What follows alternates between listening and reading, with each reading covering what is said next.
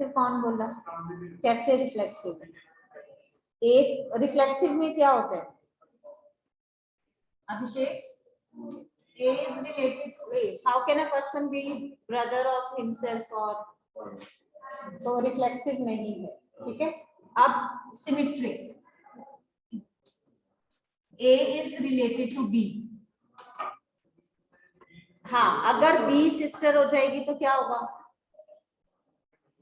तो सिमेट्रिक नहीं होगा, यानी कि for every case this is not true. तो एक केस भी अगर ऐसा आ जाता है नहीं है तो इट मींस आपने वो कंसीडर नहीं करना है। तो this is also not symmetric. क्यों सिमेट्रिक नहीं है? क्योंकि अगर यहाँ पे है A is brother of B, B अगर एक गर्ल है तो you can not say that B is related to E, क्योंकि B गर्ल है तो B सिस्टर होगी A की, B is not brother of A, तो ये सिमेट्रिक नहीं है। Then transitive, A is related to B, B is related to C, so this implies that A is related to C. A B का brother है, B C का brother है, तो A C का ब्रदर होगा। अब इसमें चाहे C गर्ल है चाहे C बॉय है, कोई फर्क नहीं पड़ेगा। दोबारा देखो, A is brother of B, उसके बाद वो कह रहा है B is brother of C, यानी कि B क्या है? बॉय, ठीक है। B is brother of C, इसमें चाहे ये बॉय है चाहे ये गर्ल है, A रिलेटेड टू B क्या कह रहे हैं? A is brother of B, चाहे ये बॉय है चाहे गर्ल है, A उसका ब्रदर ही होगा। Got it? क्लियर है ये? तो रिलेशन क्या आ जाना था आपका? Transitive but not symmetric. उसके बाद A हमें गिवन है 1 2 अप टू R, ये आपका सेकंड क्वेश्चन था।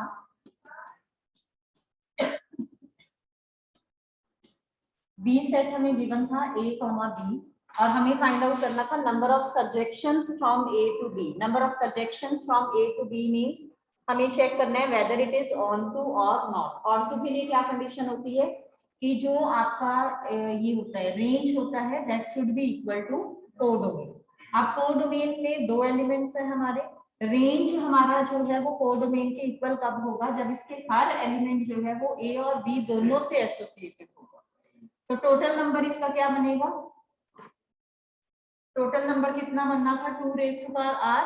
उसमें से हमने वो केसेस माइनस कर देने हैं जिसमें ये सारे के सारे एलिमेंट्स या A से लिंक्ड हो या सारे के सारे एलिमेंट्स B से लिंक्ड हो, यानी कि रेंज में या अकेला A आएगा, एक केस हम वो माइनस करेंगे, रेंज में या अकेला B आएगा, एक केस हम वो माइनस करेंगे। तो इसका टोटल हमारा क्या बनना था? 2 raise to power r minus 2। Total number of जो सर्जेक्शंस बननी थी that was 2 raise to power r minus 2।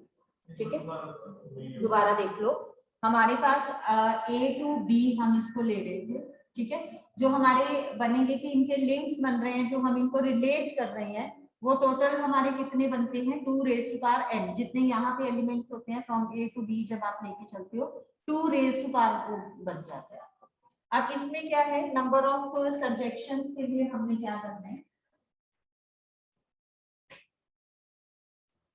1 2 and so on up to r, और इधर B सेट क्या है हमारा? A, B। अब जब रेंज और कोडोमेन इक्वल होते हैं तो हमारा क्या होता है? जो फंक्शन है वो क्या होता है? ऑन टू होता है। तो इसलिए उसने क्या कहा? Then the number of surjections, onto का अदर नेम इज सर्जेक्शन। तो सर्जेक्शन के लिए क्या है कि सारे elements either they should be related to A और they should be related to B, तभी वो सर्जेक्शन बनेगा, अदरवाइज वो सर्जेक्शन नहीं होगा। तो अगर ये सारे के सारे एलिमेंट्स हमारे जो हैं वो A से लिंक्ड हो जाते हैं तो B जो है वो एक ऐसा एलिमेंट है जो जिसकी कोई भी प्री इमेज नहीं है। B सेट में अगर कोई भी एक ऐसा एलिमेंट जिसकी प्री इमेज नहीं है तो आपका जो फंक्शन है वो ऑन टू नहीं है, ठीक है। और टोटल नंबर ऑफ फंक्शन हमारे कितने बनते हैं? 2 रेज़ टू पावर r, यानी कि हमने इसमें से ये केस माइनस कर दिया जिसमें ये सभी के सभी A से लिंक्ड, एक केस बन रहा है। इसी तरीके से ये सभी के सभी आपके B से लिंक्ड हो सकते हैं। तो इट मींस अब एक केस ये ऐसा बन रहा है जिसमें A का कोई प्री इमेज नहीं, इधर 2 एलिमेंट्स थे, तो 2 ही ऐसे केसेस बनेंगे जिसमें रेंज आपकी या तो ए आ रही है या बी आ रही है। अदरवाइज अगर आपकी रेंज ए कॉमा बी आ रही है, रेंज जो है that will be equal to codomain, तो वो आपका ऑन टू फंक्शन या सर्जेक्शन आपका वो होगा ही होगा। तो आंसर आपका क्या आ जाएगा 2 raised to power -2। The number of जो सर्जेक्शंस बनेगी that will be 2 raised to power r। Total number of functions हो गया आपका, उसमें से हमने वो माइनस कर दिया, एक जिसमें अकेला ए से लिंक्ड है, एक वो जिसमें अकेला बी से लिंक्ड है। तो टोटल 2 केसेस ऐसे हैं। तो जो हमारी टोटल नंबर ऑफ सर्जेक्शंस बनी that is 2 raised to power r -2। Clear. Next question था domain of the function cos inverse 2x - 1।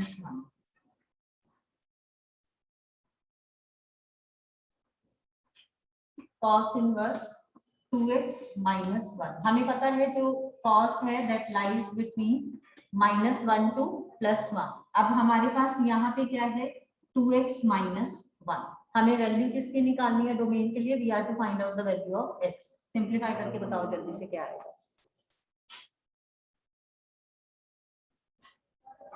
यहाँ -1 हटाना है तो +1 कर दोगे, हाँ जी, ये 0, ये 2x हो जाएगा और ये 2 हो जाएगा, देन डिवाइड बाय 2, तो 0 to 1, क्योंकि इक्वल टू साथ में लगा हुआ है, तो this will be the closed interval 0 to 1। ठीक है, चले आगे। दोनों साइड सेम आ रहा है, नहीं वो भी अभी डिस्कस करूंगी, then we will see it.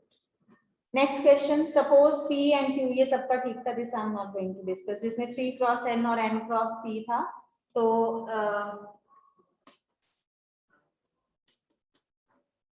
ये Q का था, ये P का था, तो क्या बनेगा P Q का ऑर्डर 3 क्रॉस P, ये मोस्टली सबका ठीक है।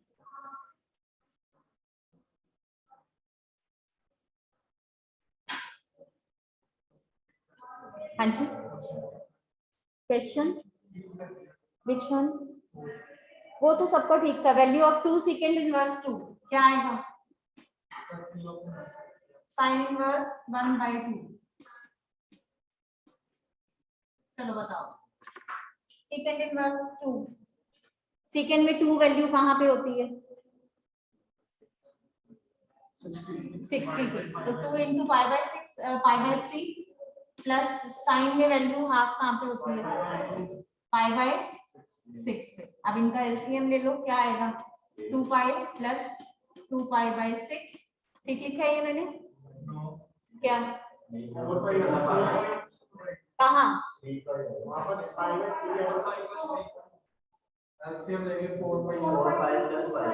यस, यहाँ आएगा 4π और यहाँ पाई, तो this will be 5π/6। So option D was your answer. ठीक है, नेक्स्ट क्वेश्चन,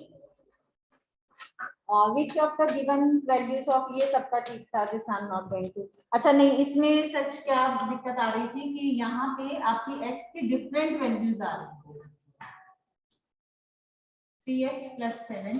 तो ये आपको मैं बहुत बार बता चुकी हूँ कि आपने डिफरेंट वैल्यूज के साथ जब है तो सारे आपने इसमें सॉल्व करके देखने हैं, बिकॉज समटाइम्स आपकी वैल्यूज डिफरेंट आती हैं, तो आंसर आपने इसमें लिखना होता है कि it is not possible to find out. So this is 0 a y - 2 and 4।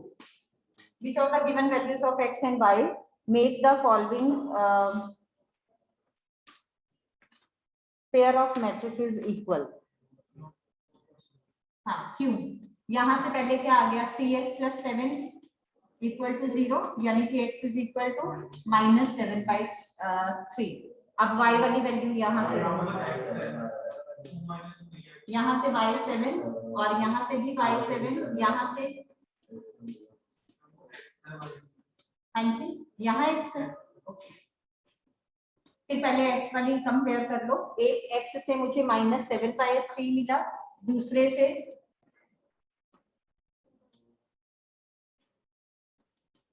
अब एक क्वेश्चन में x की डिफरेंट वैल्यूज जो है दैट इज नॉट पॉसिबल। ठीक है, तो ऑप्शन बी जो है इसका आपका आंसर आ जाना था, it is not possible to find. उसके बाद if a matrix A is both symmetric and skew symmetric, then symmetric और स्क्यू सिमेट्रिक कब होगी? When it is a zero matrix. तो ये रिजल्ट है, आपको पता होना चाहिए। 10 then if A and B are symmetric matrices of same order, then AB minus BA is a symmetric, skew symmetric, zero or identical. A and B symmetric matrices का मतलब A transpose A है, B transpose B। क्या कहा, किसका find out करना है हमने? इसका। तो ये चीज किसके इक्वल आएगी? किसके इक्वल आएगी पहले बताओ? ए बी का ट्रांसपोज माइनस बी ए का transpose and what is this equal to? हाँ जी बच्चे, जब भी सिमेट्रिक स्क्यू सिमेट्रिक निकालना होता है तो हम ट्रांसपोज ही चेक करते हैं, ठीक है? जो भी गिवन होता है अगर उसको हमें चेक करना है तो फिर हम उसका ट्रांसपोज निकाल के चेक कर लेते हैं। क्या आएगा आप? ये A B transpose is B transpose A transpose minus B A transpose is, अब ए ट्रांसपोज किसके इक्वल है? ए के। बी ट्रांसपोज किसके इक्वल है? बी के। So this is B A minus A B. था क्या यहाँ पे? A B minus B A, यहाँ क्या है? B A minus A B. तो माइनस कॉमन ले लिया। अब ये अगर पूरे को मैं सी मानती हूँ तो मेरा क्या बन रहा है? सी का transpose is equal to minus C. तो it means this is a skew symmetric, ठीक है? Then next one, A given है 200, 10, 50 एंड 2।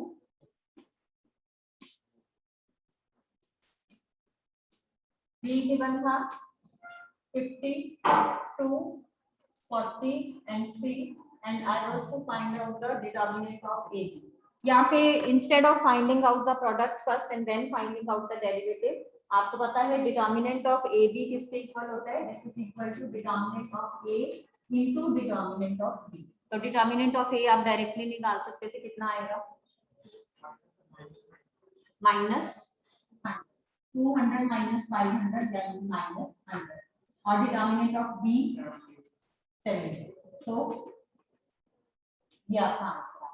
तो वो आपका टाइम सेव हो जाना था जिसमें आप प्रोडक्ट पहले कैलकुलेट कर रहे थे। आपको ये अगर फॉर्मूला पता है कि determinant of product of two matrices is equal to product of their determinants, तो अलग अलग डिटर्मिनेंट्स निकाल के उन दोनों को मल्टीप्लाई करना। नेक्स्ट वन, ये भी सिंपल ही था, डी ऑप्शन था इसका answer. If A and B are invertible matrices then which of the following is not correct था, ठीक है? तो a प्लस बी का इनवर्स जो है that is not necessarily equal to B inverse plus A inverse. A B inverse is B inverse into A inverse, but जब उसमें plus का साइन या माइनस का साइन बीच में लग जाता है तो वो आपका रिजल्ट जो है वो जरूरी नहीं है कि हमेशा वो ट्रू हो।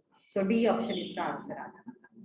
उसके बाद क्वेश्चन नंबर 11, ये भी काफी बच्चों का ठीक था। वैसे हमें फाइंड आउट करनी थी value of lambda such that A inverse exist. तो इसके लिए अगेन आपको रिजल्ट पता होना चाहिए। ए इनवर्स आपका कब एग्जिस्ट करता है? अगर मैट्रिक्स आपका नॉन सिंगुलर है, यानी कि जो डिटर्मिनेंट है that is not equal to 0। तो ये सारी चीजें आपस में लिंक होती हैं। ये गिवन था, तो उसने क्वेश्चन में क्या कहा था? If A is equal to this then A inverse exist if, उसके बाद लैम्डा की कंडीशंस दी। तो ए इनवर्स किसी भी मैट्रिसेस का जो है इनवर्स कब एग्जिस्ट करेगा? अगर उसका जो डिटर्मिनेंट है that is not equal to 0। अगर डिटर्मिनेंट इक्वल टू 0 हो गया तो इनवर्स एग्जिस्ट नहीं करेगा। तो इट मींस मुझे अब क्या करना था इस केस में? I have to put this determinant not equal to 0। Determinant बताओ इसका क्या आएगा? 2 इंटू 6 माइनस 5 1 हो गया। उसके बाद माइनस लैम्डा इंटू माइनस 5, उसके बाद -3 इंटू -2 नॉट इक्वल टू 0। तो 2 plus 5 lambda plus 6 is not equal to 0। 5 lambda is not equal to -8, lambda is not equal to -8 upon 5। जो हमें ऑप्शंस गिवन थी that were lambda equal to 2, lambda not equal to 2, lambda not equal to -2, ये वाली option नहीं थी, तो none of these was your answer. उसके बाद फंक्शन कॉन्टिन्यूअस है at x is equal to π/2, तो हमें फाइंड आउट करना था वैल्यू ऑफ, हमें गिवन था कॉन्टिन्यूअस है तो कंडीशन हमें फाइंड आउट करनी है। तो हमें एफ ऑफ एक्स गिवन था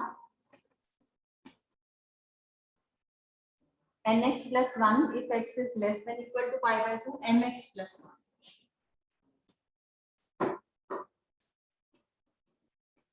Then sin x plus n if x is greater than pi by 2. क्या बनना? This will be continuous at x is equal to pi by 2. अगर left hand limit equal to f of pi by 2 equal to right hand limit होगा. Left hand limit क्या आएगा?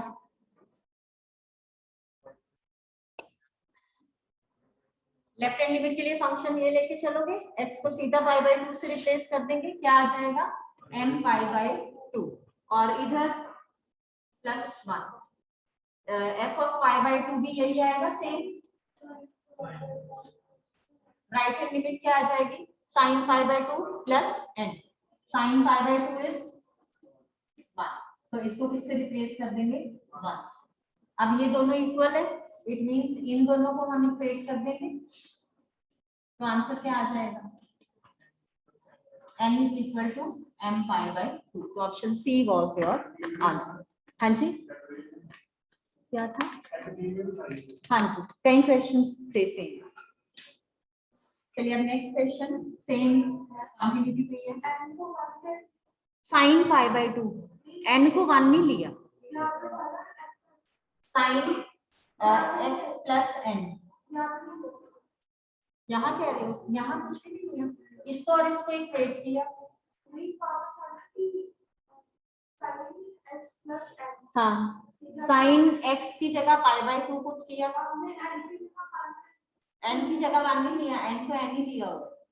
sin x में क्या बन गया? sin x की जगह मैंने डाल दिया pi by 2 प्लस n था.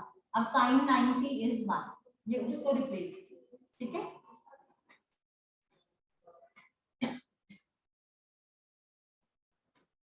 नेक्स्ट क्या है हमारे पास? कॉन्टिन्यूटी का ही है. For what value of k the given function is continuous. f of x is equal to x square plus 3x minus 10 upon x minus 2 if x is not equal to 2 and अगर x equal to 2 है तो this is fixed. इसका मैंने आपको easiest way बताया हुआ था, क्या था? एल हॉस्पिटल्स रूल यूज करके क्या आएगा?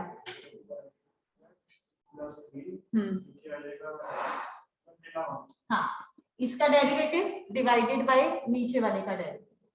तो 2x स्क्वायर का डेरिवेटिव 2x, 3x का डेरिवेटिव प्लस 3 अपॉन में इसका डेरिवेटिव इज 1. ठीक है, और यहाँ लिमिट क्या आ जाएगी? x tends to 2. So this will be 2 2 4 plus 3 7 equal to right hand limit क्या? x इक्वल टू 2 पे वो क्या है? k. तो k कितना आ गया आपका? 7. अदरवाइज जिस मेथड से आप करते हो पहले इसके फैक्टर्स बना लेने थे, 5 और 2 बनने थे आपके. तो ये वाला मेथड ज्यादा इजी है जो आप डेरिवेटिव लेके करते हैं, इससे आपका टाइम सेव हो जाता है. यहाँ क्या बनना था? x square plus 5x minus 2x minus 10 upon x minus 2. This is x into x plus 5 minus 2 common लेके x plus 5 by x minus 2. x plus 5 आपने कॉमन ले लिया, ये कैंसिल आउट हो गया. उसके बाद जब आपने लिमिट पुट की तो आंसर कितना आ गया आपका? 7. तो दोनों में से जो मेथड आपको इजी लगे you can go for that. ये हम करते आए हैं, वो वाला आपका शॉर्टकट. ठीक है, नाउ द नेक्स्ट वन. ये भी काफी बच्चों का ठीक था. log of 1 minus x square upon 1 plus x square to find dy by dx.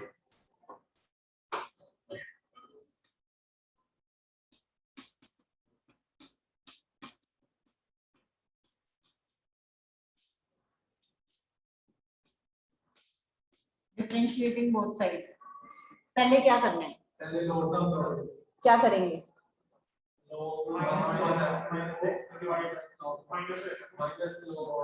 log m minus log n. अब डिफरेंशिएटिंग बोथ साइड्स. हाँ, 1 upon 1 minus x square into derivative of 1 minus x square is minus 2x minus. अब आगे a plus B a minus B लिख दिया मैंने। अब इधर ये इससे मल्टीप्लाई हो गया, इधर इससे मल्टीप्लाई हो गया q1, ये कैंसिल आउट होके -4x upon 1 minus x to the power 4। तो क्वेश्चन ये मतलब कई बीच में ऐसे थे जो बिल्कुल भी डिफिकल्ट नहीं थे। ठीक है, ये क्लियर है। उसके बाद नेक्स्ट वाला, if the curve ay plus x square equal to 7 and x cube is equal to y, cut orthogonally at 1, 1, then value of a is. Cut orthogonally means they are perpendicular to each other, उनकी जो slopes का product है that will be equal to -1। तो दोनों की slopes क्या क्या आएंगी, यहाँ क्या आ जाएगा, हाँ a into dy by dx equal to 0।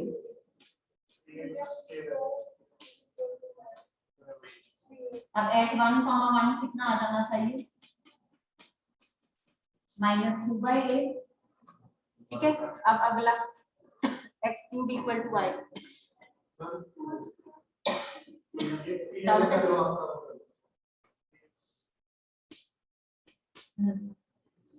3x square। So at 1, 1 this is 3, a product of slopes।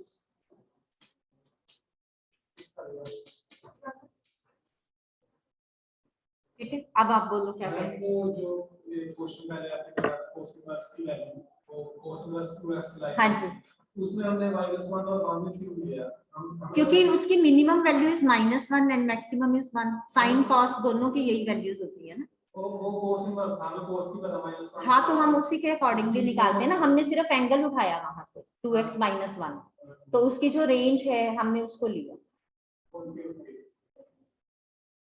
मतलब अकॉर्डिंगली हम उसको लेके चलते हैं कि वो x की अगर वैल्यूज हम इससे इसके बीच में पुट करेंगे। हमने जब इनवर्स है वहां पे हम एंगल जो है वो किस फॉर्म में पुट करते हैं, वैल्यू के फॉर्म में पुट करते हैं ना, cos इनवर्स हाफ या cos इनवर्स 1 होता है।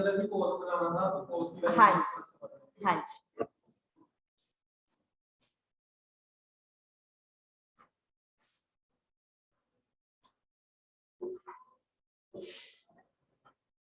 Next, the equation of the tangent to the curve y equal to √9 minus 2x square at the point where ordinate and abscissa are equal.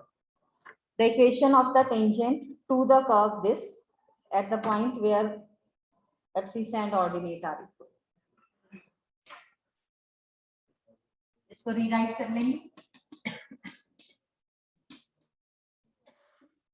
वो क्या आएगी,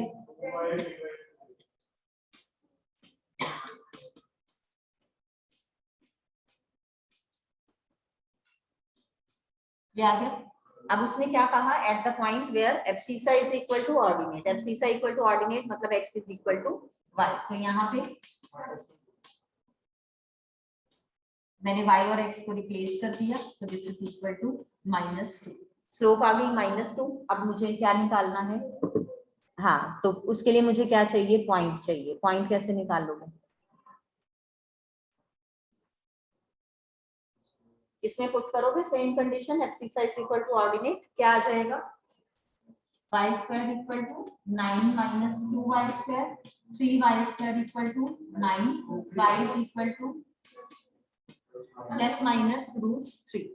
ठीक है, अब क्या करेंगे, सेम वैल्यूज x की आ जाएंगी, जब x पॉजिटिव तो y भी पॉजिटिव, जब y नेगेटिव तो x भी नेगेटिव। तो पॉजिटिव वैल्यू लेके चलनी है कि नेगेटिव लेके चलनी है, कैसे लेके चलनी,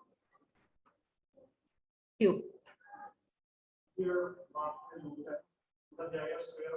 क्योंकि y की वैल्यू जो है वो रूट में है, तो पॉजिटिव ऑफ रूट हमें गिवन है, तो इसको हम नेगेटिव नहीं ले सकते।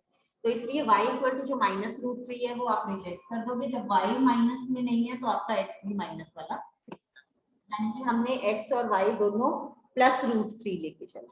अब इक्वेशन ऑफ टेंजेंट आप निकाल लो, y minus m times x minus x1। So this is y minus √3 minus 2x plus 2√3.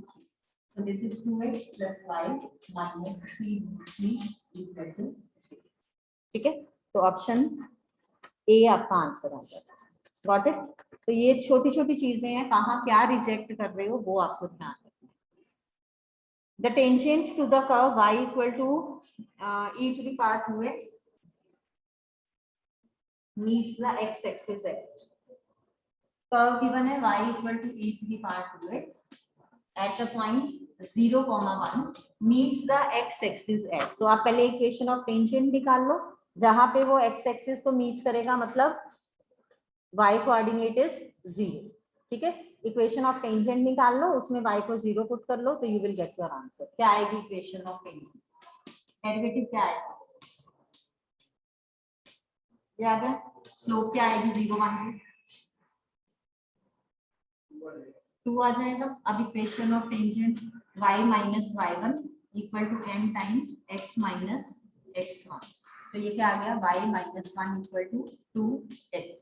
अब मीट्स द x एक्सिस वेयर y कोऑर्डिनेट इज 0, तो इसको क्या करोगे? 0 पुट कर दोगे, तो x की वैल्यू क्या आ जाएगी? -1/2, यानी कि पॉइंट क्या आ गया आपका? -1/2 आगा। e to the power 2x का derivative as it is e raised to power into derivative of this 2x का डेरिवेटिव इज 2। दोबारा e raised to power 2x as it is, e की पावर में जो भी होता है वो एज इट इज लिख लेते हैं, इनटू x के अलावा अगर यहाँ है तो उसका डेरिवेटिव 2x का डेरिवेटिव इज 2, तो मैंने वो 2 आगे लिखा। ठीक है, सीधे 2 क्यों ले लिया वो फाइनल डेरिवेटिव? अब मैंने इसको पुट किया ना, यहाँ पे पॉइंट 0, 1 था, तो उसको पुट करके ये 2 आ गया। e raise to power 0 is 1। ठीक है, यहाँ तक क्लियर? कोई डाउट तो नहीं है? चलिए आगे।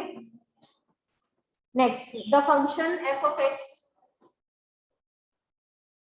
ये मैंने करवाया ही हुआ है क्वेश्चन।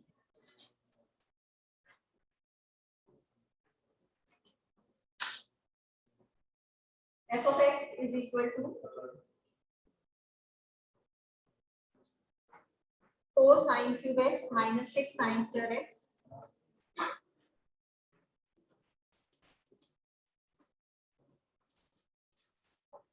plus 12 sin plus 100.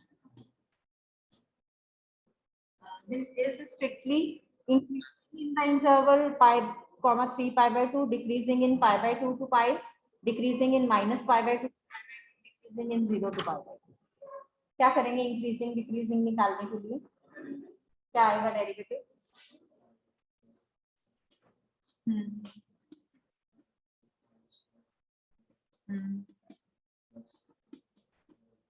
अब नेक्स्ट स्टेप,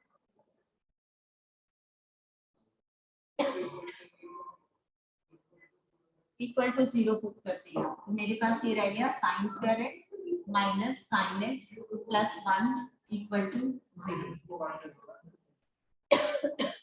ऐसे ही हो जाएगा।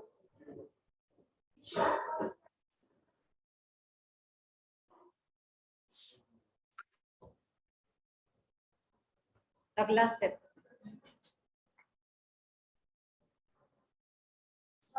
मुझे पहले तो ये बताओ कि जब हम इंक्रीजिंग डिक्रीजिंग फाइंड आउट करते हैं तो उसमें हम f डैश x को चेक करते हैं कि पुट करते हैं equal to, greater than less than. तो इसके लिए फिर अब मैं क्या करूं? इक्वल टू 0 पुट करके मुझे डायरेक्ट नहीं मिल रहे हैं क्रिटिकल पॉइंट्स, तो मैं दूसरे तरीके से देखो कैसे चेक होगा। This is sine square x minus sine x plus 1, this is always, ये हमेशा पॉजिटिव है, और ये क्या रह गया मेरे पास? इसको मैं 1 माइनस साइन एक्स ऐसे लिख सकती हूँ। अब this is always greater than 0, increasing है, इंक्रीजिंग कहां से कहां? 0 से। क्यों? इंटरवल्स रिपीट हो रहे होते हैं।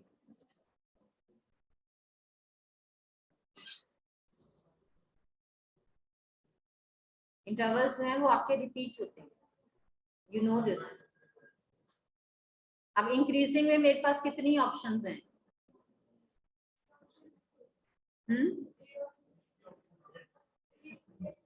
और अगर ये ऑप्शन बीच में कहीं मैंने गड़बड़ की है क्या?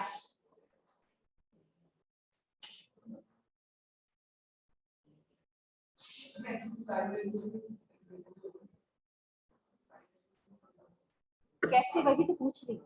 साइन एक्स की नेक्स्ट में वैल्यू 1 होगी, मिनिमम -1 होगी, तो वो साइन स्क्वायर एक्स को पॉजिटिव रहेगा, अगर -1 होगी तो 2 रहेगा, और अगर 1 होगी तो 0 जाएगा। यही तो मैं कह रही हूँ कि मैंने क्या गड़बड़ की है। यहाँ क्या आना है, इसका डेरिवेटिव भी साथ में लेना है, 12 sin square x into cos x, ठीक है। और यहाँ पे अब जो है वो आपका किस पे डिपेंड करेगा, ये आपका sin square x will always be positive, अब जो आपका रिजल्ट है that will depend on the sign of cos x, ठीक है। तो दिस वी विल चलो शुक्र है ध्यान आया। 10th standard students, you are to rejoin the meeting after 2 minutes, and